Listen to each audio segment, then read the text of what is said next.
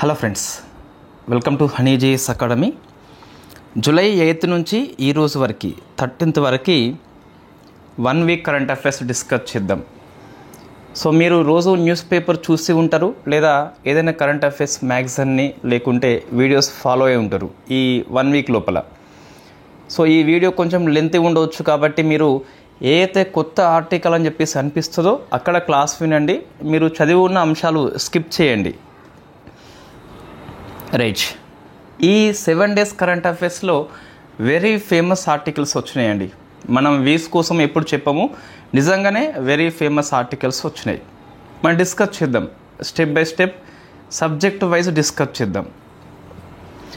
July 7th first చూస్తే July 8th నుంచి చూస్తే ఏం లేదు. So 9th, 10th, 11th very famous. World population day అని చెప్పేసి పిలుస్తాం. మీకు ఎకనామిక్ కింద కూడా వస్తుంది, మనం డెమోగ్రఫీ పాఠం చెప్పేటప్పుడు డిస్కస్ చేద్దాం. థీమ్ ఏంటి అంటే ఎంపవరింగ్ యంగ్ పీపుల్. ఇది కీవర్డ్ గుర్తుపెట్టుకోండి. To create the families they want in a fair and hopeful world అని చెప్పేసి మొత్తం మీద. సో యువత అని చెప్పేసి ఉంటుంది కదా, సో డెమోగ్రఫిక్ డివిడెండ్గా పిలుస్తాం. పనిచేసే వయస్సు జనాభా ఎక్కువ ఉంటే ఆ దేశం పురోగతిలో ఉంటుంది. సో వాళ్ళ యొక్క ఇంపార్టెన్స్ చెప్తూ థీమ్ తీసుకోవడం జరిగింది. ఎంపవరింగ్ యంగ్ పీపుల్ అని చెప్పేసి ఆ కీవర్డ్ గుర్తుపెట్టుకోండి, సరిపోతుంది. July 11th world horse day. ఇది వెరీ ఫస్ట్ టైం జరుపుతున్నాము. యాజ్ పర్ ఇండియన్ ఎక్స్ప్రెస్ ప్రకారం చూస్తే it is very first time, కాబట్టి కొంచెం ఫోకస్ చేయండి. ఇటువంటి గ్రూప్ 2 ఎగ్జామ్లో కూడా వస్తున్నాయి. యుఎన్ఓ తరచుగా కొత్త దినాలు ప్రకటిస్తుంది, సో అవి ఎగ్జామ్లో వస్తున్నాయి. థీమ్ ఏంటి అంటే హానరింగ్ ఏ టైమ్లెస్ పార్ట్నర్. టైమ్లెస్ పార్ట్నర్ అని చెప్పేసి, సో మనం గుర్రం పార్ట్నర్గా తీసుకొని వెళ్తున్నాం అని చెప్పేసి అట్లా గుర్తుపెట్టుకోండి, ఈజీగా మీకు థీమ్ కూడా గుర్తుంటుంది. 12th July international day of combating sand and dust storms. ఇసుక తుఫాన్లు లేదా దుమ్ము తుఫాన్లు అని చెప్పేసి పిలుస్తాం. సో అవి రాకుండా ఈ డే అవేర్నెస్ కల్పిస్తుంది. థీమ్ ఏంటి శాండ్ అండ్ డస్ట్ స్టార్మ్ అని చెప్పేసి థీమ్ తీసుకున్నాము.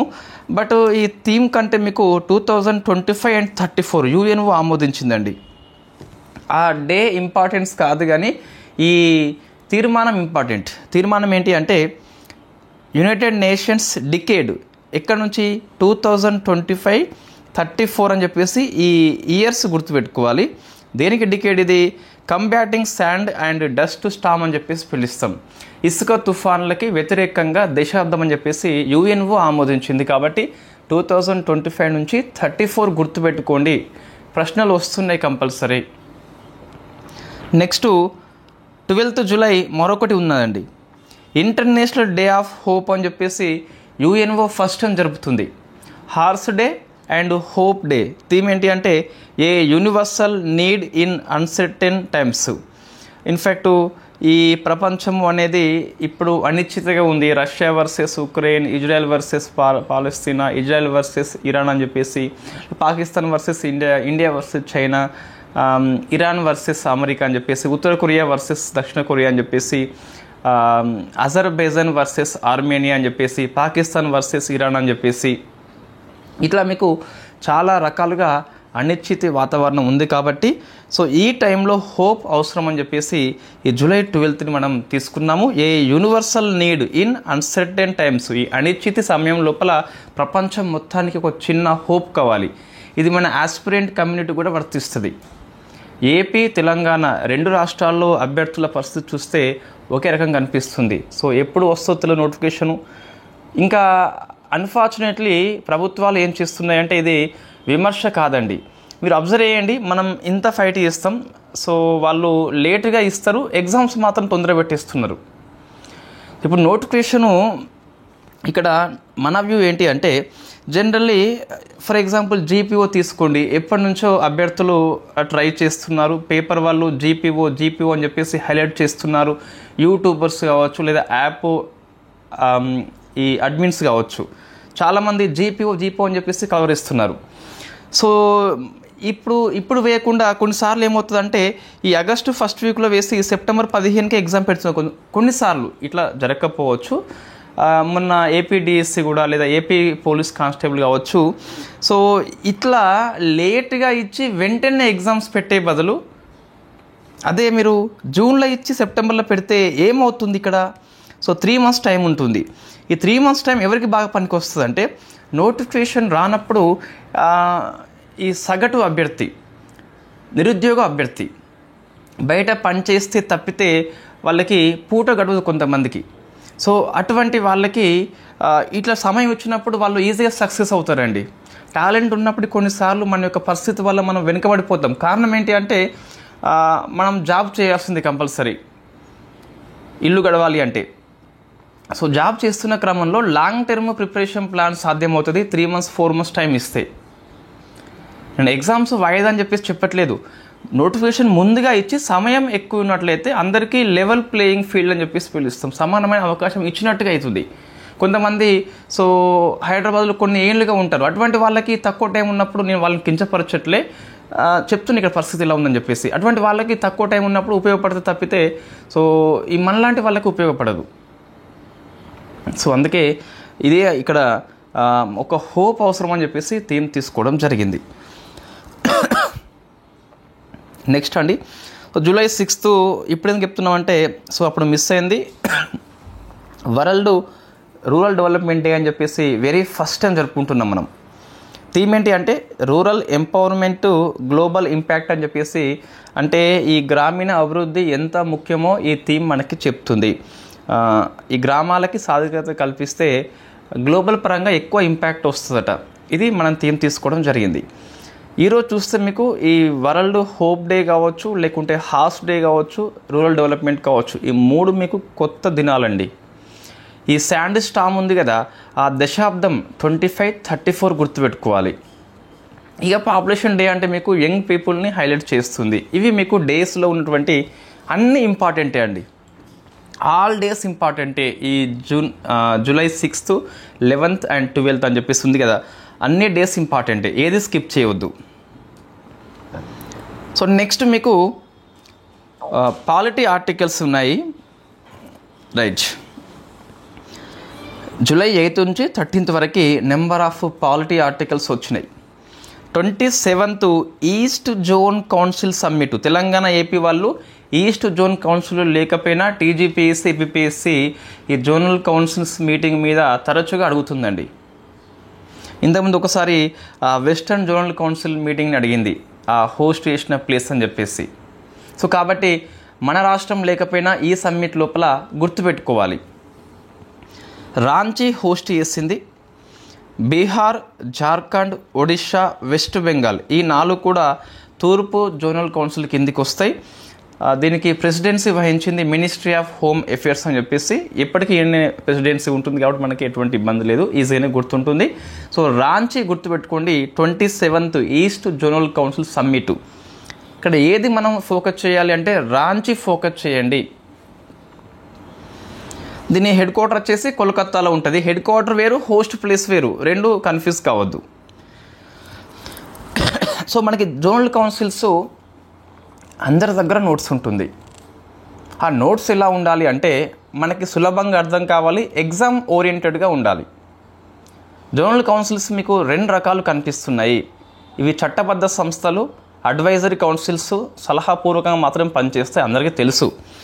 సో 2 ఏంటి, మీకు స్టేట్ రీఆర్గనైజేషన్ యాక్ట్ 1956 ప్రకారం మనం 5 ఏర్పాటు చేసుకుంటాము నార్త్ జోనల్ కౌన్సిల్ అని చెప్పేసి. Next central zonal council, eastern, western and southern అని చెప్పేసి మొత్తం మీద మీకు సో 4 ఉంటాయి, 5 ఉంటాయి. ఇది 56 చట్టం ప్రకారం 50 ఏళ్ళలో మనకి అమల్లోకి వచ్చింది. అదేవిధంగా ఎందుకనో అప్పుడు నార్త్ ఈస్ట్ స్టేట్స్ని పట్టించుకోలేదు. సో దీనికోసం అని చెప్పేసి నార్త్ ఈస్ట్ కౌన్సిల్ యాక్ట్ 71, 72లో అమల్లోకి వస్తుంది. నెంబర్ ఆఫ్ టైమ్స్ ప్రశ్న వచ్చిందండి. 7 sisters and 1 brother సిక్కిం అని చెప్పేసి 2002లో సిక్కింని నార్త్ ఈస్ట్ కౌన్సిల్లో యాడ్ చేయడం జరిగింది. సిక్కిం ఇది బాగా ఫోకస్ చేయండి. హెడ్ క్వార్టర్ వచ్చి షిల్లాంగ్లో ఉంటుంది. వీటి హెడ్ క్వార్టర్స్ గుర్తుపెట్టుకోండి. North Delhi, central Allahabad, eastern Calcutta, but మొన్న హోస్ట్ చేసింది రాంచీ. వెస్టర్న్ ముంబై అని చెప్పేసి పిలుస్తాం, సౌతర్న్ చెన్నై అని చెప్పేసి పిలుస్తాం. 2 కౌన్సిల్లకి చైర్పర్సన్గా మినిస్ట్రీ ఆఫ్ హోమ్ అఫేర్సే పనిచేస్తాడు. ఇక్కడ మీకు ఇబ్బంది లేదు, రెండింటికి సేమ్ కాబట్టి. సో వైస్ చైర్పర్సన్ సేమ్ కాదండి. ఈ 5 జోనల్ కౌన్సిల్స్కి రొటేషన్ మెథడ్ లోపల ఆ జోనల్ కౌన్సిల్స్లో ఉన్న రాష్ట్రాల యొక్క ముఖ్యమంత్రులు ఒకరిని తర్వాత ఒకరు ఉంటారు. అదే ఇక్కడ చూస్తే మీకు ministry of development of north east reason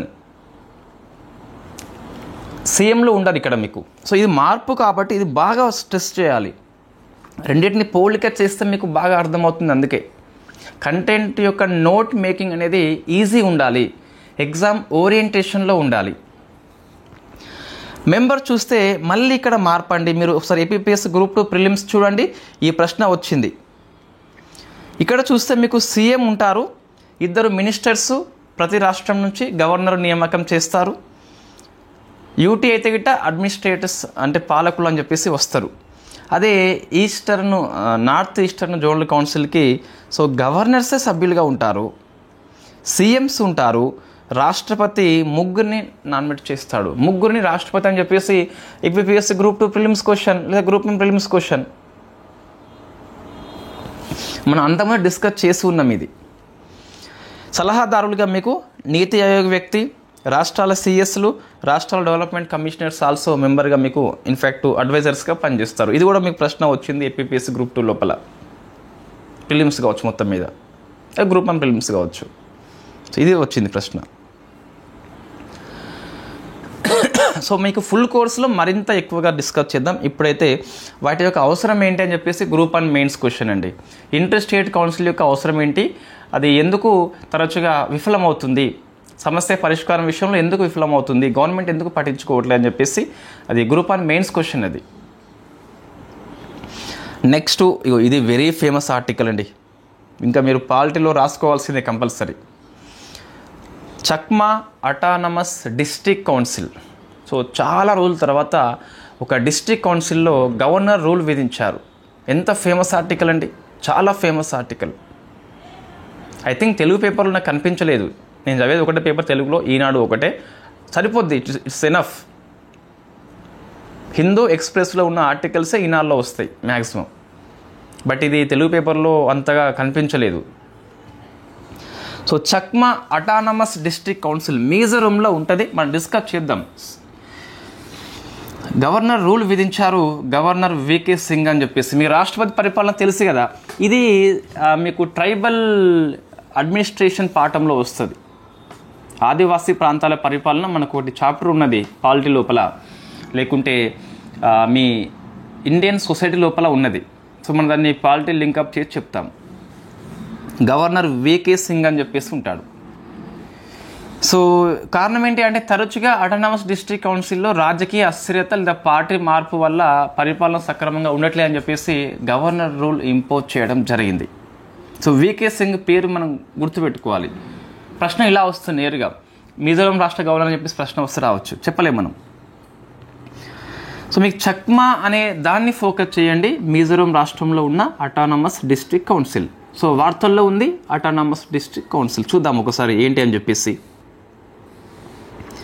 it is 6th schedule, 4 స్టేట్స్లలో ఉంటుంది, అస్సాం, త్రిపుర, మేఘాలయ, మిజోరం. దీన్ని ఏటీఎం అని చెప్పేసి చాలామంది చెప్తారు, మనం చెప్పింది ఇక్కడ ఏం కాదు. మనం ఎప్పుడైనా సరే మనం చేయని పనికి మనం క్లెయిమ్ చేసుకోవద్దండి. అట్లా చేసుకుంటున్నావు అంటే నీకు నమ్మకం లేకపోవడం కావచ్చు, నువ్వు భావ దారిద్ర్యంతో కొట్టుకుంటున్నావు. ఆర్టికల్ 244 సబ్ క్లాస్ 2 అనేది ఈ ఆదివాసీ ప్రాంతాల పరిపాలన గురించి, ముఖ్యంగా షెడ్యూల్ నెంబర్ 6 గురించి మాట్లాడుతుంది. ఏడీసీలో మొత్తం 30 మెంబర్స్ ఆర్ దేర్. 26 మెంబర్స్ని వయోజన ఓటు హక్కు ప్రాతిపదికన ఎన్నుకుంటారు. 4 ఆ రాష్ట్ర గవర్నరు నామినేట్ చేయడం జరుగుతుంది. మొత్తం 10 ఉన్నాయి. అస్సాంలో 3, మేఘాలయ 3, మిజోరం 3, త్రిపుర వచ్చేసి 1, మొత్తం 10 అని చెప్పేసి పిలుస్తాం. అందులో చక్మా అటానమస్ డిస్ట్రిక్ట్ కౌన్సిల్లో గవర్నర్ రూలు వికే సింగ్ అని చెప్పేసి ఒక లెఫ్టినెంట్ జనరల్, అతను ఆర్మీ వ్యక్తి, ఇంపోజ్ చేయడం జరిగింది. సో రాష్ట్ర మంత్రిమండలి వద్దన్నది గవర్నర్ చేయడం జరిగింది కాబట్టి ఇంకా ఇది గవర్నర్ వర్సెస్ గవర్నమెంట్ లాగా తయారైపోయింది. సో ఇది మీకైతే వార్తల్లో ఉన్నటువంటి చక్మా అటానమస్ డిస్ట్రిక్ట్ కౌన్సిల్, బాగా ఫోకస్ చేయండి. Chakma autonomous district council. So next చూస్తే మరొక polity article, special intensive revision. ఈ బీహార్లో ఓటర్ల జాబితా సవరణ ఎన్నికల సంఘం చేపట్టింది. అంటే దేశవ్యాప్తంగా చేపట్టింది. స్టార్టింగ్ వచ్చేసి బీహార్లో స్టార్ట్ అయింది. స్పెషల్ ఇంటెన్సివ్ రివిజన్ అంటే కొత్త వాళ్ళకి ఓటర్ కార్డు ఇస్తూనే ఏమన్నా నకలు ఓటర్ కార్డులు ఉంటే లేదా మోసపూరిత ఓటర్ కార్డ్స్ ఉంటే అక్కడికక్కడే బూత్ లెవెల్ ఆఫీసర్ లాంటి వాళ్ళు, అంటే అంగన్వాడీ వాళ్ళు రద్దు చేస్తారు సరైన ప్రూఫ్ చూపెట్టుకుంటే. ఇది ఎన్నికల సంఘం యొక్క ఎక్సర్సైజ్.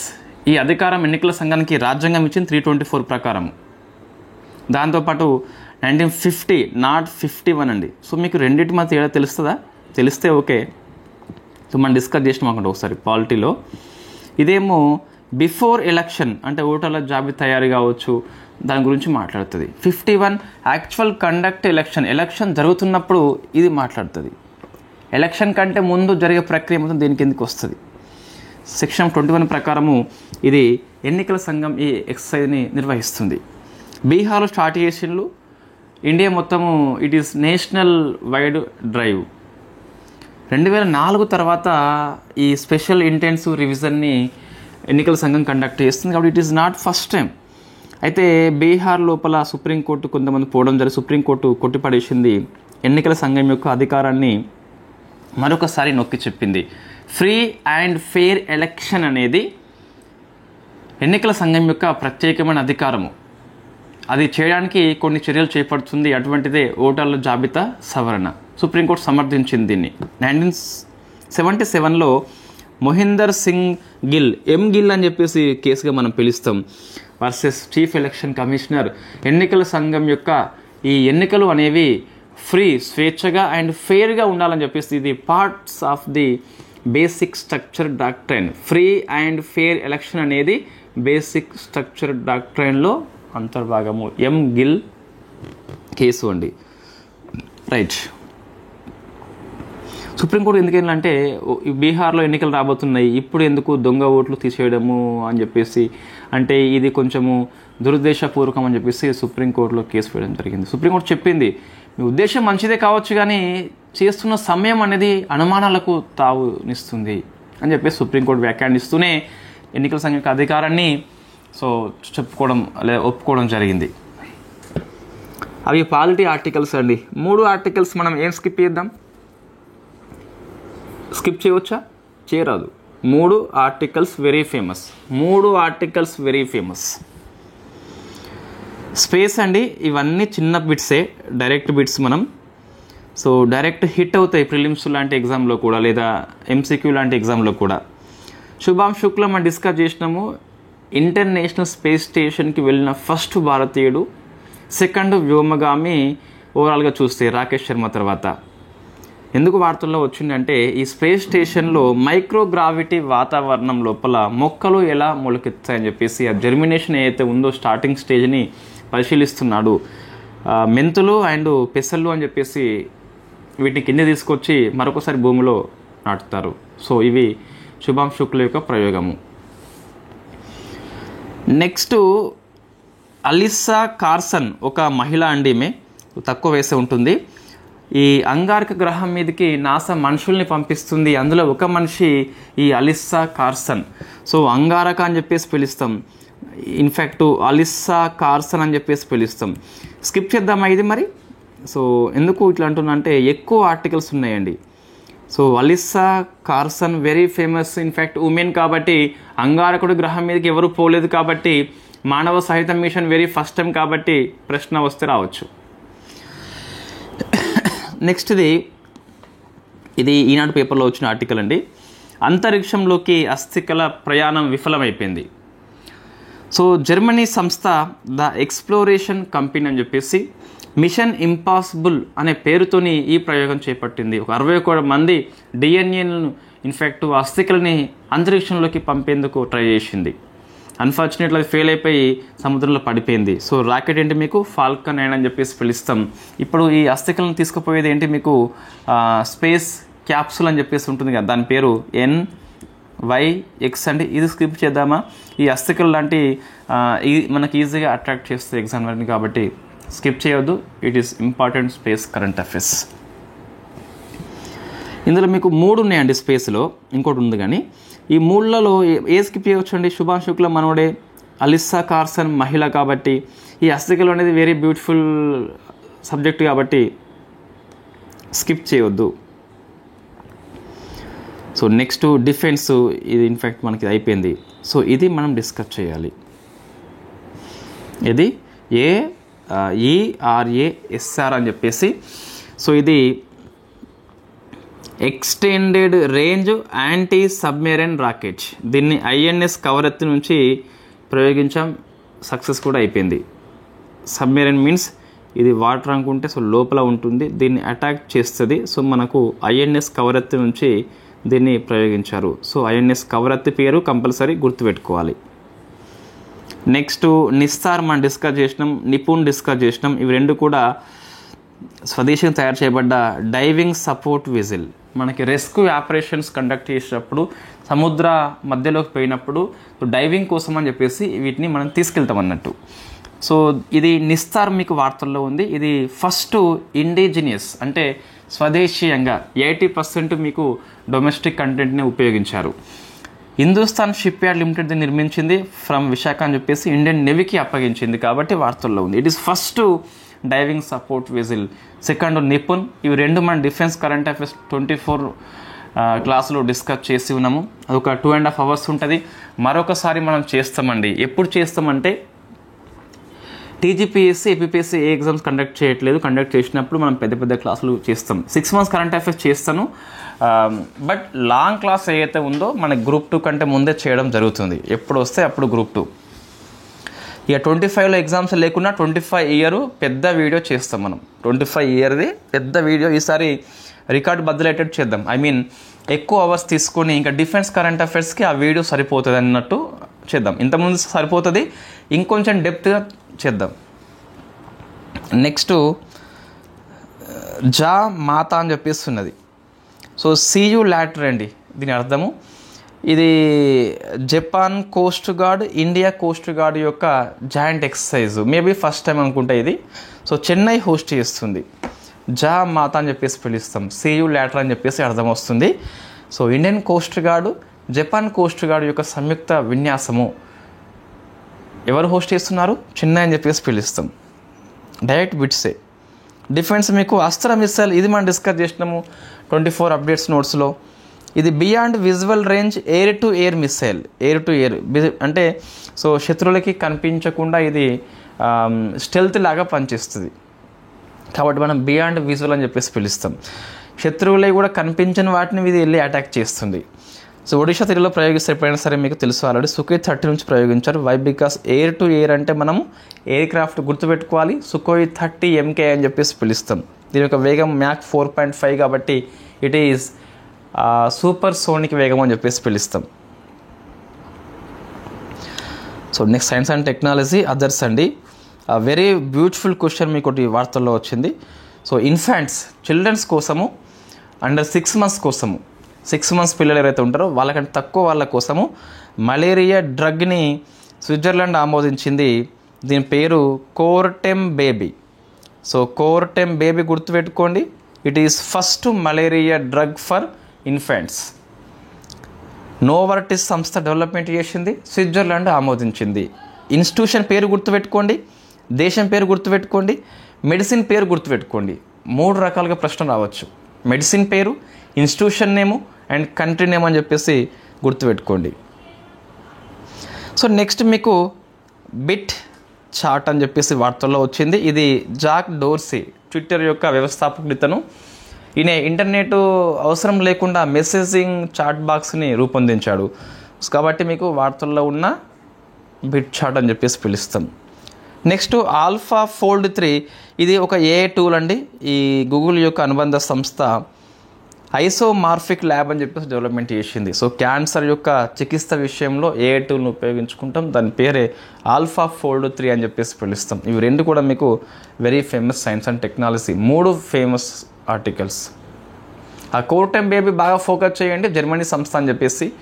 స్విట్జర్లాండ్ సంస్థ ఆమోదించింది, దేశం ఆమోదించింది, నోవార్టిస్ సంస్థ డెవలప్మెంట్ చేసింది. Novartis Switzerland Coartem baby. So next Kala Setu అని చెప్పేసి మినిస్ట్రీ ఆఫ్ ఇన్ఫర్మేషన్ బ్రాడ్కాస్టింగ్ యొక్క ఛాలెంజ్ ప్రోగ్రామ్ అండి. ఏం లేదు, real time language technology for Bharat అని చెప్పేసి వివిధ భాషల్లో అందుబాటులోకి ఉండే పోర్టల్ని సంస్థలు రూపొందించాలని చెప్పేసి వాటి మధ్య ఒక స్టార్టప్ ఛాలెంజే ఈ కళా సేతు అని చెప్పేసి పిలుస్తాం. So real time language tech for Bharat అని చెప్పేసి దీనికోసము వివిధ స్టార్టప్ కంపెనీలు వినూత్నమైన పరిష్కారము రూపొందిస్తాయి, ఈ ఛాలెంజ్లో హాజరవుతాయి. ఒకదానికి అయితే వీళ్ళు ఈ ప్రాజెక్ట్ని అప్పగిస్తారు.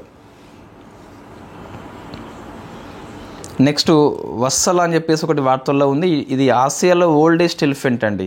ఎక్కడ ఉంది ఇది? పన్నా టైగర్ రిజర్వ్లో ఉంది. కాబట్టి ఈ టైగర్ రిజర్వ్ గుర్తుపెట్టుకోవాలి. సో 100 ఏళ్ళ కంటే ఎక్కువ వయసున్న ఏనుగు అని చెప్పేసి ఆసియాలో అతి ఓల్డెస్ట్ ఎలిఫెంట్ అని చెప్పేసి పిలుస్తాం. పన్నా టైగర్ రిజర్వ్లో చనిపోయింది ఇది. సో రాష్ట్రం పేరు మనం గుర్తుపెట్టుకోవాలి, మధ్యప్రదేశ్ అని చెప్పేసి.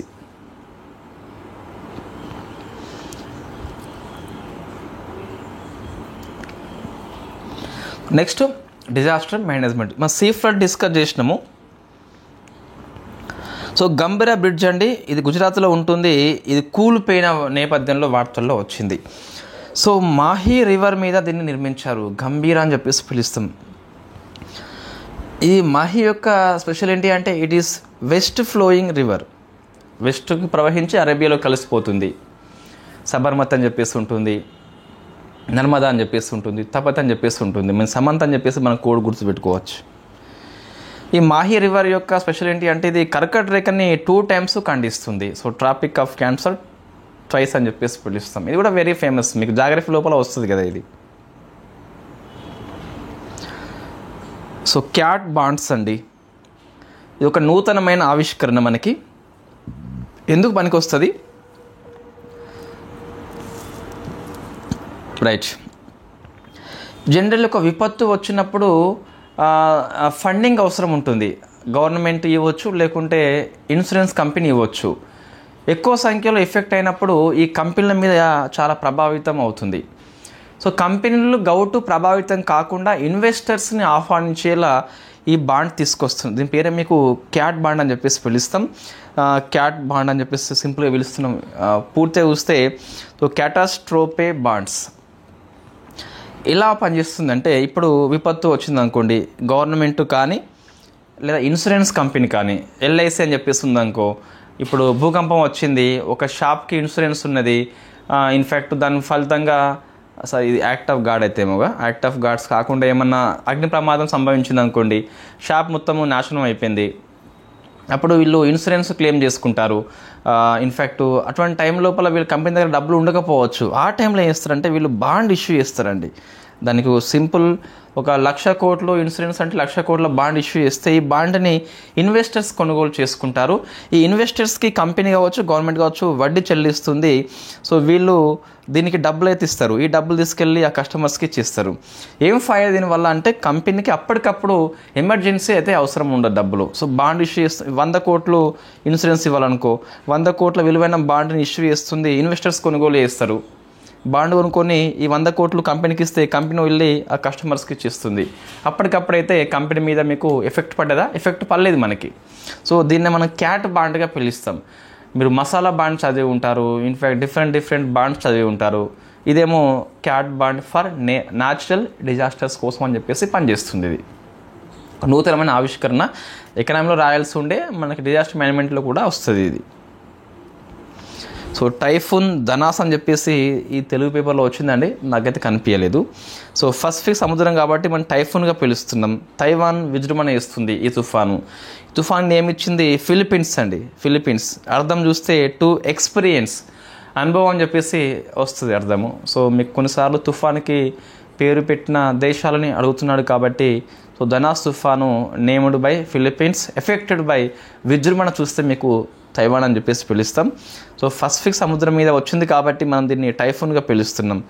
It is a tropical cyclone. Next art and culture అండి. వెరీ ఫేమస్ ఆర్టికల్స్ మీకు వార్తల్లో వచ్చినాయి.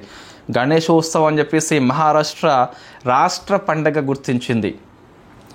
సో ఇది మీకు అంతకుముందు కూడా 1893లో తిలకు ఈ గణపతి ఉత్సవాలని చెప్పేసి కండక్ట్ చేస్తాడు. అది మనకు రాష్ట్రం జిఎస్ పాయింట్ ఆఫ్లో పనికి వస్తుందేమో అని చెప్పేసి. నెక్స్ట్ మరాఠా మిలిటరీ ల్యాండ్స్కేప్స్ మొత్తం 12 కోటల్ని యునెస్కో వరల్డ్ హెరిటేజ్ సైట్స్గా గుర్తించింది. It is 44th world heritage site in India. ఎక్కడ అంటే 47th సెషన్ జరిగింది ప్యారిస్లో. అక్కడ world heritage sites committee, India కూడా ఇందులో సభ్యుడే, 2021 నుంచి 25 వరకు పనిచేస్తుంది. ఇక్కడ ఆమోదించింది ఇండియా యొక్క 44th వరల్డ్ హెరిటేజ్ సైటు. మొత్తం 12 కోటల్లో మహారాష్ట్ర 11 ఉంటే తమిళనాడులో ఒకటి గింజి కోట అని చెప్పేసి పిలుస్తాం. ఇది ఒకటి గుర్తుపెట్టుకోండి. మరి 11 అవసరం అంటే, సో మనకి నిన్న మొఘల్స్ అయిపోయింది, ఈరోజు మొఘల్స్ మనం ఎగ్జామ్ రాస్తున్నాం కదా. మొఘల్స్ హిస్టరీ అయిపోయింది మన సంపూర్ణంగా. బాబరు, హుమాయూను, అక్బరు, ఈ షాజహాను, జహాంగీరు, ఔరంగజేబ్ మొత్తం మనకి అయిపోయింది కదా. సో ఇప్పుడు నెక్స్ట్ వీక్లో మనకి మొఘల్స్ వర్సెస్ మరాఠా ఉంటుంది. అక్కడ ఎక్సలెంట్ శివాజీ వర్సెస్ మొఘల్స్ అని చెప్పేసి కాఫీ రొమాంటిక్ స్టోరీ వస్తుంది. అక్కడ మనం డిస్కస్ చేద్దాం. అంటే మంచి గొరిల్లా యుద్ధం ఉంటుంది అడవుల్లో, శివాజీ వర్సెస్ మొఘల్స్లో. సో అక్కడ కొన్ని కోటలు కనిపిస్తే మనకి ఆ 11 కోటలు అని చెప్పేసి పిలుస్తాం. సో 11 గుర్తుపెట్టుకోవాలంటే ఇక మనం చెప్పలేమండి. టీజీపీఎస్సీ పైతం చూపిస్తుంది ఇక్కడనే 11 కోటల్లో ఈ క్రింది వాటిలో ఏంటని చెప్పేసి అడుగుతుంది. కాబట్టి ఒకసారి మీరు వీటిని గుర్తుపెట్టుకోవాలి. సో అన్నీ ఎస్ మీద ఉన్నాయండి. మీకు ఒక్కసారి చూస్తే గుర్తొస్తుంది. సల్హార్, శివనేరి, సువర్ణదుర్గు, సింధుదుర్గ్ అని చెప్పేసి, రాయ్గఢ్, రాజ్గఢ్ 2 సేమ్ ఉన్నాయి. సో ఖందేర్ అని చెప్పేసి పిలుస్తాం, ఖండేరి అని చెప్పేసి పిలుస్తాం. మనకు ఐఎన్ఎస్ కూడా మనకి ఉన్నది, ఐఎన్ఎస్ ఇండియన్ నేవీ షిప్ అని చెప్పేసి. సో లోహుగఢ్ అని చెప్పేసి పిలుస్తాం. పన్హాల, ప్రతాప్గఢ్ అని చెప్పేసి మన ఇన్ఫ్యాక్ట్ పట్టాభిషేకం చేసుకుని శివాజీ ఇక్కడనే. సో విజయదుర్గ్ అని చెప్పేసి మరొకటి ఉన్నది. 11 గుర్తుపెట్టుకోవాలి. ఈ కోటలు కొన్ని హిల్స్ ఏరియాలో, కొండ ప్రాంతాల్లో ఉన్నాయి, కొన్ని ఐలాండ్స్ ప్రాంతాల్లో ఉన్నాయి, కొన్ని ఫారెస్ట్ ప్రాంతంలో, కొన్ని ఈ పీఠభూమి ప్రాంతంలో మీకు కనిపిస్తున్నాయండి. ఇండియా 44 సైట్స్ అని చెప్పేసి, దీంతో ప్రపంచంలో 6th ప్లేస్కి వెళ్ళినది. ఆసియా పసిఫిక్ దేశాల్లో చైనా ఫస్ట్ ఉంటే 2వ ప్లేస్ మనది అండి. సో 11 కోటల పేర్లు బైహార్ట్ చేయకండి, సాహసం చేయకండి, చూడక రాయాల్సిన అవసరం లేదు. ఒకసారి ప్రాక్టీస్ చేయండి, సరిపోతుంది. ఎగ్జామ్లో వస్తే గుర్తుపట్టాలి, కనీసం ప్రశ్న వస్తుంది కంపల్సరీ. రైట్, ఇప్పుడు ఇంటర్నేషనల్ రిలేషన్స్ అండి. మన పిఎం మోడీ గారు మొత్తం మీద 5 కంట్రీస్కి పోయిండు. Ghana, Tobago country, Namibia, Brazil and Argentina. So మనం డిస్కస్ చేసినాం ఇంతకుముందు 2-3 కంట్రీస్ అయిపోయినాయి. ఇప్పుడు నమీబియా ఫస్ట్ టైం వెళ్ళిండు మన పిఎం మోడీ. మన పిఎం మోడీకి ఫస్ట్ టైం, కానీ మన పిఎంకి ఫస్ట్ టైం కాదు. మన పిఎం అంటే ఇంతకుముందు మన్మోహన్ సింగ్ మన పిఎంఏ, ఇందిరాగాంధీ మన పిఎంఏ, రాజీవ్ గాంధీ మన పిఎంఏ, నెహ్రూ మన పిఎంఏ, అటల్ బిహారీ వాజ్పేయి మన పిఎంఏ. ఏ ప్రధానమంత్రి తక్కువ చేయొద్దండి. నమీబియా పార్లమెంట్ లోపల ప్రసంగము 17th పార్లమెంట్లో ప్రసంగించాడు. అంతకుముందు కాంగ్రెస్ ప్రధానులు అందరూ కలిసి 17th పార్లమెంట్లో ప్రసంగించలేదు. అయితే ఏమవుతుందండి, పెద్ద ఇప్పుడు మనకు మన ముత్తాతలు, మన తాతలు చేయండి మనం చేస్తున్నామంటే మనం గొప్ప అని చెప్పేసి అనుకోవద్దు. ఎస్, విశ్వగురు మనం అవుతున్నాము, ఇండియా డెవలప్మెంట్ అవుతుంది మన మోడీ పిఎం నాయకత్వం లోపల. అది యాక్సెప్ట్ చేయాలి అందరూ. నేను చాలాసార్లు చెప్పిన, రక్షణ విషయం లోపల ఇంత గొప్ప విధానం ఎప్పుడూ లేదు మనకి. అది అందరూ యాక్సెప్ట్ చేయాలి. విశ్వగురు అని చెప్పేసి ఇంతవరకు లేనేలేదు. బట్ అంతకుముందున్న వాళ్ళు పిఎంలు అందరూ ఉత్తరంటే మాత్రం మనం యాజ్ ఎ యాస్పిరెంట్స్గా ఒప్పుకోవద్దు. మీ గవర్నమెంట్ పాలసీ మనం మెయిన్స్లో ఏం రాస్తారండి ఆన్సర్స్, అట్లా మనకు బయాస్ ఉండదు ఎప్పుడైనా సరే, గుర్తుపెట్టుకోండి. 1947లో ఇండియా పేదరికంలో ఉన్నది, డెవలప్ లేకుండా ఉన్నది. సో అప్పటి నుంచి 2014 వరకు ఏం జరగలేదు, అభివృద్ధి జరిగిందని చెప్పాలి మనకి. టెలికాం విప్లవం వచ్చింది రాజీవ్ గాంధీ టైం లోపల. Atal Bihari Vajpayee excellent PM, BJP. సరే మనకి ఇప్పుడు అంత అవసరం లేదు, కానీ అంటే ఒక్కటే మనకు ఇది హిపోక్రసీ ఉండద్దు. ఐ మీన్ ఒక్క పక్షం వైపు మాట్లాడద్దు. యాస్పిరెంట్స్కి ఈ మెంటాలిటీ రావాలి అండి, చెప్పాలి కంపల్సరీ. మనము మీరు యాస్పిరెంట్స్ కాకుండా ఉన్నప్పుడు ఒకవైపు మాట్లాడవచ్చు. సో నమీబియా చాలాసార్లు మనము పిఎం మోడీ యొక్క నాయకత్వాన్ని మెచ్చుకుంటూ చాలా ఎక్సలెంట్గా చెప్పడం జరిగింది క్లాసులలో. సో అక్కడ మళ్ళీ మీరు వేరే తీసుకోవద్దు యాంటీ గవర్నమెంట్ అని చెప్పేసి. నమీబియా 2 కూటముల్లో జాయిన్ అవుతున్నట్టుగా చెప్పింది. అయితే ఈ వెబ్సైట్లో ఇంకా నమీబియా పేరు తీసుకురాలేదు కాబట్టి మనం వెయిట్ చేద్దాం. But CDRI and global biofuel alliance అని చెప్పేసి పిలుస్తాం. So global biofuel alliance very famous.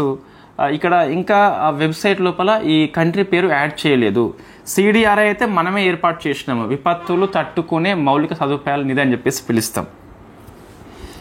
అయితే ఈ నమీబియా విషయంలో ఒకటి ఫేమస్ ఏంటి అంటే బ్యాంక్ ఆఫ్ నమీబియా ఉంది కదా, ఒక్క నిమిషం అండి. సో బ్యాంక్ ఆఫ్ నమీబియా, దాంతోపాటు national payments corporation of India అని చెప్పేసి పిలుస్తాం. ఈ రెండింటి మధ్య ఒప్పందం జరిగింది. ఏంటిదంటే ఆ UPI టెక్నాలజీని లైసెన్స్ పొందిన తొలి కంట్రీగా నమీబియా రికార్డ్ సృష్టించింది. సో మన టెక్నాలజీ మొత్తం వాళ్ళకి ఇస్తున్నాం, UPIని ఎలా ఉపయోగిస్తామని చెప్పేసి. UPI ఉపయోగం కాదు, UPI యొక్క టెక్నాలజీని మనం వాళ్ళకి అందిస్తున్నాం. ఫస్ట్ కంట్రీ కాబట్టి నమీబియా గుర్తుపెట్టుకోవాలి. సో బ్రెజిల్ పర్యటన అండి, PM మోడీకి ఇది ఫస్ట్ది. అయితే ఇక్కడ ఎటువంటి ఒప్పందాలు పెద్ద మీకు నోటబుల్ అగ్రిమెంట్స్ ఏమి లేవు. సెక్యూరిటీ కౌన్సిల్లో మనం 28-29కి పోటీ చేస్తున్నాము. దానికి బ్రెజిల్ దేశము తన యొక్క అంగీకారాన్ని తెలిపింది. ఇటువంటిది మనకి మంచి దౌత్య నీతి అని చెప్పేసి ఇప్పుడున్న ప్రభుత్వము దౌత్య నీతి విషయంలో హైలైట్స్. అంటే అంతకుముందు ప్రభుత్వాలు వేషన్ కాదు, దానికంటే మెరుగైంది, అంతే, దానికంటే మెరుగైంది. నెక్స్ట్ ఇంటర్నేషనల్ రిలేషన్ అఫేర్స్ చూస్తే, సో యూరో జోన్లోకి బల్గేరియా వచ్చిందండి. 26 జనవరి 1 నాటికి వస్తుంది. 21st country. మీకు లాస్ట్ టైం క్రయోషియా అని చెప్పేసి 20 కంట్రీ జాయిన్ అయింది. 21st కంట్రీ బల్గేరియా అని చెప్పేసి పిలుస్తాం. సో మీకు క్వశ్చన్ డెప్త్గా వచ్చినప్పుడు ఇప్పుడు ఇది యూరో కరెన్సీ ఉపయోగిస్తుంది 26 నుంచి. అంతకుముందు సొంత కరెన్సీ పేరు గుర్తుపెట్టుకోవాలి, లేవ్ అని చెప్పేసి పిలుస్తాం. సో ఇది మీకు క్వశ్చన్ అడిగే పద్ధతి కావచ్చు, నోట్ మేకింగ్ స్టైల్ కావచ్చు. ఇప్పుడు ఏం చదవాలి మీరు? యూరో కరెన్సీలోకి 21st కంట్రీ బల్గేరియా అయిపోయిందా? యూరో కరెన్సీకి వస్తుంది అంటే అంతకుముందు వేరే కరెన్సీ ఉన్నట్టే కదా, సొంత కరెన్సీ గుర్తుపెట్టుకోవాలి. సో లేవ్ అని చెప్పేసి పిలుస్తాం. Right. Next so government policy అండి. సో చిన్న స్కీమ్ మీకు బిందు స్కీమ్ అని చెప్పేసి ఉన్నది. Broadcasting infrastructure and network development అని చెప్పేసి ఇది సెంట్రల్ సెక్టార్ స్కీమ్. సో ఏంటి అంటే ప్రసార భారత్కి మనము ఫైనాన్షియల్ సపోర్ట్ ఇస్తాం. దీనికోసం అని చెప్పేసి ఉజ్జయిని ప్రాంతం లోపల ఆకాశవాణి కేంద్రం ఏర్పాటు చేస్తున్నాము. దీనికోసం ప్రసార భారత్కి ఒక ఆర్థిక సహకారం అందిస్తామని చెప్పేసి గుర్తుపెట్టుకోవాలి. బిందు స్కీమ్ యొక్క పర్పసే అది. ఇక్కడ సో ఉజ్జయిని ప్రాంతం అని చెప్పేసి గుర్తుపెట్టుకోవాలి, ఆ లొకేషన్ గుర్తుపెట్టుకోవాలి, సరిపోతుంది. నెక్స్ట్ తలాష్ ఇనిషియేటివ్ అండి. ఆ ఫుల్ ఫామ్ మీద ఉంది, చదువుకోండి. ఫుల్ ఫామ్ ఇక్కడ అవసరం లేదు. మొత్తం మీద ఈ ట్రైబల్ లోపల ఏకలవ్య మోడల్ స్కూల్స్ ఉంటాయి. సో ట్రైబల్ వెల్ఫేర్ దీన్ని కండక్ట్ చేస్తుంది మినిస్ట్రీ. ఆ ట్రైబల్ వెల్ఫేర్ మినిస్ట్రీ ఉన్ను యూనిసెఫ్ ఇండియా 2 కలిపి ఈ తలాష్ అని చెప్పేసి ఒక ఇనిషియేటివ్ స్టార్ట్ చేసినాయి. దీనికి నోడల్ ఏజెన్సీగా national education society for tribal students అని చెప్పేసి ఇది ఇంప్లిమెంట్ చేస్తుంది. లక్ష్యం ఏంటి అంటే ట్రైబల్ స్టూడెంట్స్ యొక్క ఆల్రౌండ్ డెవలప్మెంట్కి పనిచేస్తుంది. ఎడ్యుకేషన్, కల్చరల్, స్పోర్ట్స్, ఆల్రౌండ్ డెవలప్మెంట్కి ఇది పనిచేస్తుంది. సో తలాష్ ఇనిషియేటివ్ ఎందుకోసం అంటే ట్రైబల్ స్టూడెంట్స్ యొక్క all round development. Tribal welfare ministry plus UNICEF India 2 కలిపి స్టార్ట్ చేసినాయి. నోడల్ ఏజెన్సీగా national education society for tribal students అని చెప్పేసి ఇది అమలు చేస్తుంది. సో ఒక్కసారి చదివితే ఈజీగా మనకి గుర్తుంటుంది. నెక్స్ట్ సంచార్ మిత్ర స్కీమ్ అండి. డిపార్ట్మెంట్ ఆఫ్ టెలికమ్యూనికేషన్ యొక్క స్కీమ్ ఇది. ఏం లేదు, డిజిటల్ లిటరసీ ఉన్ను సైబర్ సెక్యూరిటీ మీద అవేర్నెస్ కల్పిస్తారు సంచార్ మిత్రలు. ఎవరి మిత్రలు అంటే యూనివర్సిటీ స్టూడెంట్స్ని నియామకం చేసుకుంటారు. వాళ్ళకి కొంచెం టెక్నాలజీ పట్ల ఐడియా ఉండాలి. మనలాంటి వాళ్ళు కాదు, నాలాంటి వాళ్ళు కాదు. ఒకరు సో మనకి మెసేజెస్ ఇటీవల ఈ ఫ్రీక్వెంట్లీ వస్తుంది మెసేజ్, మనము ఈ యూట్యూబ్ లోపల AI వాయిస్ ఉపయోగిస్తున్నమాట. అసలు ఆ వాయిస్ ఎట్లా ఉపయోగించాలో మనకు తెలియదు, మనం తెలుసుకోం కూడా, అవసరం లేదు మనకి. మన టెక్నిక్స్ తెలియాలి. టెక్నాలజీ అంత కొన్నిసార్లు అవసరం లేదని చెప్పేసి అనిపిస్తుంది. అయితే యూట్యూబ్ ఆటోమేటిక్గా దాన్ని వాయిస్ అనేది ఇస్తుందండి. సో మీరు మన ఒరిజినల్ వాయిస్ రావాలంటే ఈ సెట్టింగ్స్ ఉంటుంది మీకు. యూట్యూబ్ వీడియో ఓపెన్ చేసినాక సెట్టింగ్స్ మీద ఉంటుంది కదా, దాన్ని ఆడియో ట్రాక్ అని చెప్పేసి ఉంటుంది. ఒరిజినల్ లాంగ్వేజ్ అని చెప్పేసి దాన్ని ప్రెస్ చేస్తే మన భాషనే వస్తుంది. మన టైం ఎంత లేదండి, మనం ఏ టెక్నాలజీ ఉపయోగించుకునే టైం లేదు. కాబట్టి అది మనం చేయట్లే, యూట్యూబ్ ఆటోమేటిక్గా అట్లా ఇస్తుంది. స్మైల్ పథకం అని చెప్పేసి యాచకుల సంక్షేమం కోసం ఈ స్కీమ్ పనిచేస్తుంది. ఈ స్కీమ్ కిందకి మతపరమైన ట్రస్టులు వచ్చినాయి, ఆలయ ధర్మకర్తల మండల్స్ కూడా వచ్చినాయి. జస్ట్ సవరణ అని చెప్పేసి రెండింటిని కొత్తగా యాడ్ చేసిండ్రు. ఆ రెండు మనం గుర్తుపెట్టుకోవాలి. స్మైల్ స్కీమ్ కింద మీకు ఇది ఇండియన్ సొసైటీ కిందకి వస్తుంది ఈ స్కీమ్. వాస్తవంగా సొసైటీ మీరు తక్కువ ప్రైస్ ఉన్నప్పుడు తీసుకోండి. భవిష్యత్తులో మనము ఇదే కోర్సులో ఇంగ్లీష్ మీడియం స్టార్ట్ చేసినప్పుడు యూజ్ఫుల్ అవుతుంది. అప్పుడు నేను ప్రైస్ కొంచెం పెంచుతాను కంపల్సరీ. ఇప్పుడు 149 రూపీస్ ఉంది కదా, తీసుకునే ప్రయత్నం చేయండి. సారు 5 చాప్టర్స్లో ఉన్న ప్రతి వర్డ్ చెప్పడం జరిగింది. క్లాస్ నోట్స్ కూడా ఉన్నది. ఎగ్జామ్ కండక్ట్ చేస్తున్నాం. ఆర్సి రెడ్డి ఇన్స్టిట్యూషన్ కావచ్చు, నాగార్జున స్టడీ సర్కిల్ కావచ్చు, షైన్ ఇండియా కావచ్చు, కేపీఐఎస్ కావచ్చు, 4 ఇన్స్టిట్యూషన్లో చెప్పేది Shankar Reddy sir. Indian society అంతటి ఫేమస్ ఫ్యాకల్టీ క్లాసెస్ మీకు 149 రూపీస్కే వస్తున్నాయంటే చాలా తక్కువ ప్రైస్లో మనం ఇస్తున్నట్టు. దీన్ని వినియోగించుకునే ప్రయత్నం చేయండి. తర్వాత మనము ఇంగ్లీష్ మీడియంలో స్టార్ట్ చేస్తాము అదే కోర్సును కూడా. ఇప్పుడు మీకు జూలై 8 కదా, Sonali Mishra railway protection force యొక్క తొలి మహిళా డైరెక్టర్ జనరల్ అండి. ఇది ఎక్కువ ఫోకస్ చేయండి. సబీహ్ ఖాను యాపిల్ యొక్క చీఫ్ ఆపరేటింగ్ ఆఫీసర్, ఇండియన్ సంతతి కాబట్టి కొన్నిసార్లు ఎగ్జామ్లో వస్తుంది. సంజయ్ గుప్తా అని చెప్పేసి ఐసీసీ యొక్క CEO. P Ratnakar PIB director. సరిపోతుంది అంతే. నెక్స్ట్ పర్సన్స్ అండి, తేగ్ బీర్ సింగ్, ఇదంతా మనం డిస్కస్ చేసినాం ఆల్రెడీ. జూలై 8 కదా. శ్యామ్ ప్రసాద్ ముఖర్జీ 125 years కాబట్టి డిపార్ట్మెంట్ ఆఫ్ పోస్ట్ వాళ్ళు పోస్టల్ స్టాంప్ రిలీజ్ చేసిండ్రు. దీనికోసం ఒక 2 ఏళ్ళ ఈవెంట్ మనం కండక్ట్ చేస్తున్నాం. మినిస్ట్రీ ఆఫ్ కల్చర్ కండక్ట్ చేస్తుంది. ఈయన నేషనలిస్ట్ పత్రిక స్టార్ట్ చేసిండు. మన నెహ్రూ ఉన్నప్పుడు తాత్కాలిక గవర్నమెంట్ ఏర్పాటు అయినప్పుడు ఈయన ఇండస్ట్రీ మినిస్ట్రీగా పనిచేసిండు. 51లో భారతీయ జనసంఘ్, నేటి బీజేపీ యొక్క పూర్వగామని చెప్పేసి పిలుస్తాం, అది స్థాపించినటువంటి వ్యక్తి. నెక్స్ట్ ప్రజక్త కోహ్లీ అని చెప్పేసి ఈ టైమ్ 100 క్రియేటర్స్ లిస్ట్ అని చెప్పేసి టైమ్స్ వెరీ ఫస్ట్ టైం దీన్ని తీసుకొచ్చింది. అందులో ఒక ఇండియన్కి వచ్చిన చోటు ఆమె పేరే ప్రజక్త కోహ్లీ అని చెప్పేసి పిలుస్తాం. ఇంకేదో ధనవంతుడు రిపోర్ట్ ఏదో ఇచ్చిండ్రు, ఫోర్బ్స్ సంస్థ ఇంకేదో, అది మనం డిస్కస్ చేయము, అవసరం లేదు. అది ఆసియా ధనవంతుడు అట్లా క్వశ్చన్స్ ఇప్పుడు రావట్లేదు, అవసరం లేదు. నిమిషా ప్రియా అని చెప్పేసి ఒక Indian nurse, Kerala nurse, MN లోపల ఉరిశిక్ష విధించబోతున్నాం. అయితే ఈమె తప్పించుకోవచ్చు, ఒకటే మీకు మార్గం కనిపిస్తుంది. That is called blood Mann అని చెప్పేసి పిలుస్తాం. షరియత్ లా ప్రకారము దియా అంటాం దీన్ని. ఇతన్ని చంపేసిండు. వీళ్ళకు ఫ్యామిలీ ఉంటుంది. ఇతనికి ఉరిశిక్ష అయితే పడింది. తప్పించుకోవాలంటే యెమెన్ దేశం లోపల ఒకటే మార్గం ఉంటుంది. ఈ ఫ్యామిలీస్ వీళ్ళ మీద ప్రతీకారం తీర్చుకోవద్దు, అంటే దీన్ని కిసాస్గా పిలుస్తాం.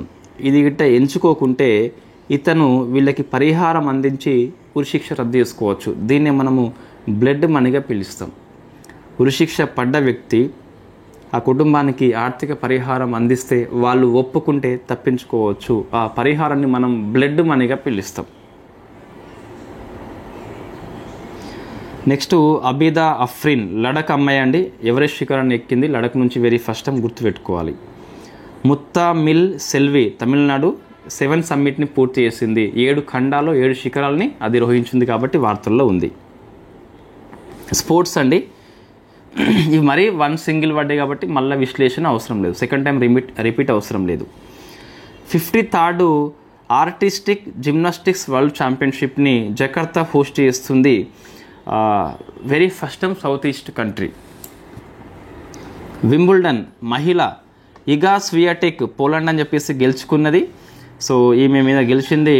ఇన్ఫ్యాక్ట్ ఈమె గెలిచిన అమ్మాయి ప్రత్యర్థి అమండా అనిసియోవా, అమెరికా అండి. డబుల్ బాగెల్ అంటే 6-0 గెలిచింది. 57 minutesలో గేమ్ ఖతం. అబ్బాయిలది అల్కరాజ్ స్పెయిన్ అండ్ సినేర్ ఇటలీ అని చెప్పేసి ఈరోజు జరుగుతుంది. ఇన్ఫ్యాక్ట్ లాస్ట్ టైం మొన్న ఫ్రెంచ్ ఓపెన్ కూడా వీళ్ళే జరిగితే అల్కరాజ్ గెలిచిండు, అల్కగానే. ఇప్పుడు మేబీ అల్కరాజ్ గెలవచ్చు, చెప్పలేం, స్పోర్ట్స్లో ఏదైనా జరగవచ్చు. 87th గ్రాండ్ మాస్టర్ హోదా హరికృష్ణన్ ఫ్రమ్ తమిళనాడు అండి.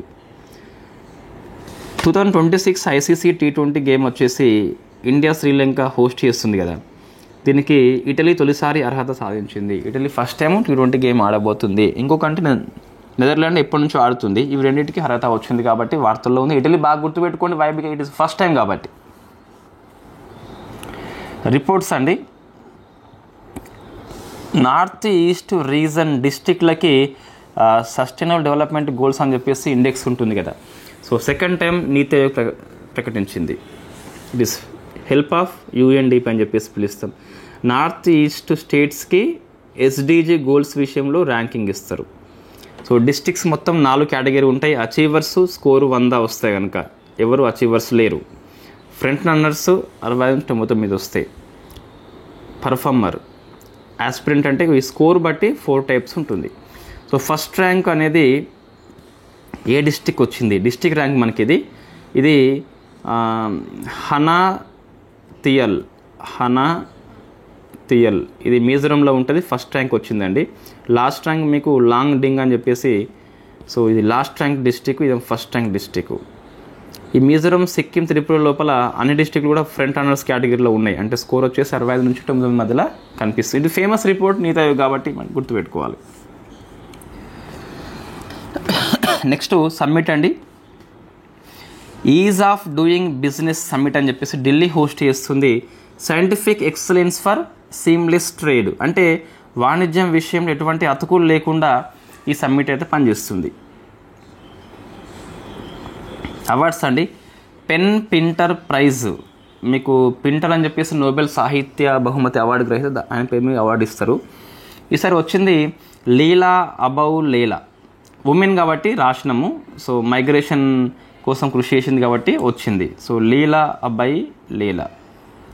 ఇన్ఫ్యాక్ట్ మన ఇండియన్స్కి లాస్ట్ టైం చూస్తే అరుంధతి రాయ్కి వచ్చింది. 2014 ఇయర్లో సల్మాన్ రష్దీకి వచ్చింది. PM మోడీకి మరొక 2 కంట్రీస్ అవార్డు ఇచ్చినాయి, నమీబియా అండ్ బ్రెజిల్. ఒకసారి ఇవి చూసుకోండి. 27th అవార్డు అయితే జరిగింది. సో ఇప్పుడు అది ట్రెండ్ అండి, ఇంకా ఏ కంట్రీకి పోయినా అవార్డు ఇస్తారండి.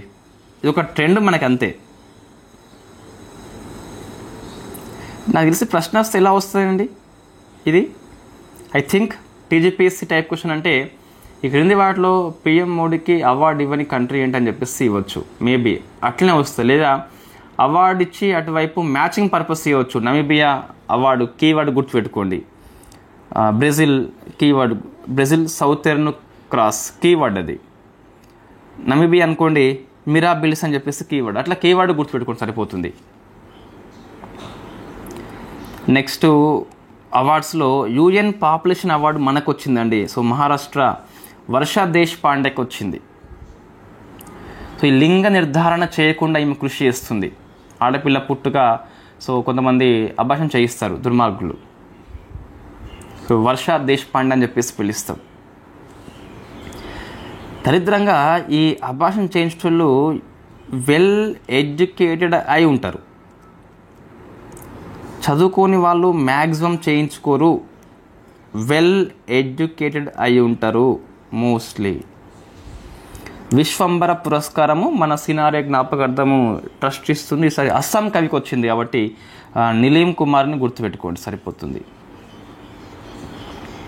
సో కమిటీస్ అండ్ ఆపరేషన్స్ అండి, చాలా కమిటీస్ మీకు వార్తల్లో వచ్చినాయండి, చాలా ఆపరేషన్లు వార్తల్లో వచ్చినాయి. ఆపరేషన్ కాల నేమి అని చెప్పేసి పిలుస్తాం. ఉత్తరాఖండ్ యొక్క operation against fake Saint. Fake saints అంటే దొంగ సాధువులు.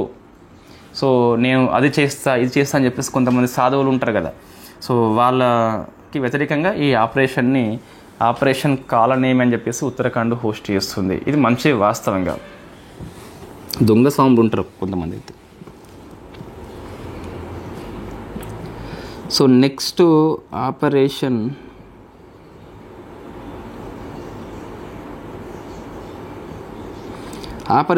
Fire trial. ఇది డైరెక్టరేట్ ఆఫ్ రెవెన్యూ ఇంటెలిజెన్స్ సంస్థ రూపొందిస్తుంది. దీన్ని చైనా బాణసంచ అనేది, మన ఇప్పుడు దీపావళి దసరా వస్తుంది కాబట్టి ఈ అక్రమ దిగుమతులు చేసుకుంటాం కొంతమంది షాప్ వాళ్ళు. సో అది చేయకుండా ఇది షాప్ వాళ్ళు చేస్తారండి పాపం, బడా వ్యాపారులు చేస్తారు అక్రమంగా దిగుమతి. షాప్ వాళ్ళకి అంత అవకాశం ఉండదు, వాళ్ళు చేయరు కూడా. సో డిఆర్ఐ అని చెప్పేసి ఆ డిపార్ట్మెంట్ పేరు మీరు గుర్తుపెట్టుకోండి. ఆపరేషన్ శివ అని చెప్పేసి అమర్నాథ్ యాత్ర స్టార్ట్ అయింది కదా, మీకు మనం డిస్కస్ చేసినాం. ఇక్కడ ఈ మంత్ నోట్స్లో లేదు కానీ జూన్ మంత్ నోట్స్లో ఉన్నది. 5 years తర్వాత మళ్ళీ ఇది మీకు స్టార్ట్ అయిందని చెప్పేసి. సో మొత్తం మీద అది కైలాసనాథ్ యాత్ర అని చెప్పేసి పిలుస్తాం. సో ఇది ఇండియన్ ఆర్మీ చేపట్టింది రక్షణ కోసం అని చెప్పేసి ఆపరేషన్ శివ జమ్మూ కాశ్మీర్ లోపల. Next John Michael Cunha commission. మొన్న ఆర్సీబీ గెలక ఐపీఎల్ గెలుచుకున్నది కదా, ఆ విజయోత్సవ వేడుకలు కొంతమంది తొక్కిసలాట జరిగి చనిపోయింది కదా, దాని రిపోర్టే ఈ జాన్ మైకేల్ కున్హా అని చెప్పేసి పిలుస్తాం. అందులో ఆర్సీబీ తప్పలేదండి, విజయోత్సవం వేడుకలు కండక్ట్ చేసుకున్నది. సో ప్రభుత్వాలు, కర్ణాటక ప్రభుత్వం అప్పుడు మంచి సెక్యూరిటీ ఇవ్వాల్సిన అవసరం ఉండే, పోలీస్ బందోబస్తు పెట్టాల్సిన అవసరం ఉండే, ఎక్కువ మందికి అనుమతి ఇవ్వద్దు. మళ్ళీ ఈ వెంటనే గెలిచినప్పుడు విజయోత్సవం ఎందుకు, ఒక 2-3 days ఆగాలి కదా. ఇప్పుడు ఎమోషన్ ఎక్కువ ఉన్నప్పుడు పని చేయొద్దు ఎప్పుడైనా సరే. ఆర్సీబీ ఆల్మోస్ట్ 14 years నుంచి, 14 ఎన్నో ఏళ్ళు అయితే మొత్తం మీద 2008 ఐపీఎల్ స్టార్ట్ అయింది. సో అన్ని 17 years 18th edition గెలుచుకుంది కాబట్టి ఇంకా లోపలికి అదొక క్లబ్బు అండి, అదొక క్లబ్. అది ఆర్సీబీ ఇట్స్ ఏ క్లబ్, ఒక ప్రైవేట్ క్లబ్. అది ఇండియా టీం కాదు అసలు. ఇండియా టీమే ఇండియా కంట్రీకి సంబంధం లేదు. బీసీ అని చెప్పేసి ఒక ప్రైవేట్ సంస్థ కండక్ట్ చేస్తుంది. అంత ఎమోషన్స్ ఎందుకు మనకి ఆర్సీబీ గెలిస్తే? క్లబ్బు అది, ఇట్స్ ఓన్లీ ప్రైవేట్ క్లబ్ అంతే.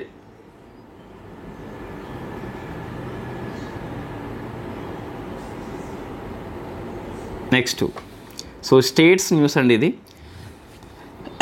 So first ISO certified police station అండి, అర్తుంకల్ పోలీస్ స్టేషన్ కేరళలో ఉంటుంది కాబట్టి వెరీ ఫేమస్ క్వశ్చన్ ఇది. ఫస్ట్ ఐఎస్ఓ సర్టిఫైడ్ కాబట్టి అర్తుంకల్ గుర్తుపెట్టుకోండి. నెక్స్ట్ కర్నాక్ వంతెన అని చెప్పేసి పిలుస్తాం, మహారాష్ట్ర లోపల ఉంటుంది. దీని పేరు సింధూర్ వంతెనగా మార్చుకున్నాం. So Sindoor operation very famous కాబట్టి వంతెన పేరు ఏ రాష్ట్రం అని చెప్పేసి ఇస్తే ఇవ్వచ్చు. క్రూయిజ్ భారత్ మిషన్, సముద్రానికి ఒక టూరిజం చేపట్టే మిషన్. ఇందులో చేరిన ఫస్ట్ రాష్ట్రం అని చెప్పేసి అడుగుతారు. సో రాష్ట్రం పేరు మనం గుర్తుపెట్టుకోవాలి, గుజరాత్ అని చెప్పేసి. ముఖ్యమంత్రి సెహత్ యోజన పంజాబ్ స్టార్ట్ చేస్తుంది, 10 లక్షల ఉచిత నగదు రహిత వైద్యం అందిస్తుంది. తొలి కోఆపరేటివ్ యూనివర్సిటీ మనం డిస్కస్ చేసినాం ఆల్రెడీ, మరొకసారి వార్తల్లో వచ్చింది. త్రిభువన్ సహకార విద్యాలయం అని చెప్పేసి పిలుస్తాం. సో మరి తెలంగాణ ఏపీ ఈ 7 daysలో ఏమి లేవా అంటే ఉన్నాయని చెప్పాలి. మరి ఎందుకు మనం డిస్కస్ చేయట్లే అంటే ఇప్పటికే టైం ఎక్కువైంది ఆల్మోస్ట్. సో 1 hour అవుతుంది కాబట్టి రేపు మనం డిస్కస్ చేద్దాం. తెలంగాణ అండ్ ఏపీ మీకు స్పేస్ పాలసీ అని చెప్పేసి, క్వాంటమ్ పాలసీ అని చెప్పేసి చాలా పాలసీస్ ఉన్నాయి.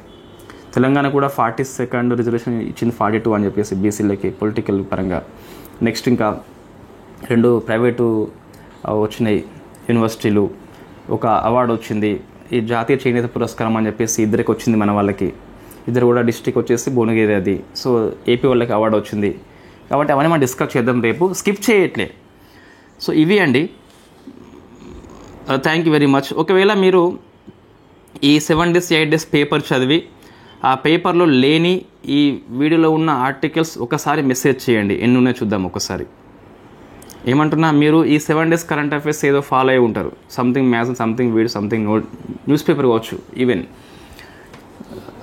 సో అదేమైనా ఉంటే మీరు మెసేజ్ చేయండి. ఇంకా ఏమన్నా అందులో ఉండి ఇందులో లేనివి, ఇందులో ఉండి అందులో లేనివి మళ్ళీ చెప్తున్నా. ఇన్ఫ్యాక్ట్ ఈ అమర్నాథ్ యాత్ర మనం డిస్కస్ చేసినాం ఆల్రెడీ ఇక్కడ, అందుకే మనం మళ్ళీ రాయలేదు ఇక్కడ. ఓకే అండి. So thank you very much. దీనికి ఎంసీక్యూ రేపు ఇస్తాను నేను, రేపు ఇస్తాను. ఇవాళ ఆల్రెడీ చాలా ఎగ్జామ్స్ పెట్టాలి. హిస్టరీ ఎగ్జామ్ ఉన్నది, పాలిటీ ఎగ్జామ్ ఉంది, ఎకనామీ ఉన్నది, తెలంగాణ ఉద్యమం ఎగ్జామ్స్ ఉన్నాయి కాబట్టి సో రేపు దీని యొక్క ఎంసీక్యూ ఇస్తాను. పొద్దున మీరు ఒక 10 కల్లా ఈ జూలై 8 నుంచి 13th వరకు ఉన్న ఎంసీక్యూ ప్రాక్టీస్ చేయవచ్చు. ఒక 20 questions ఇస్తాను. Thank you very much. Don't skip. ఇది వీడియో స్కిప్ చేయండి కానీ మీ యొక్క రీడింగ్ స్కిప్ చేయొద్దు. All the best.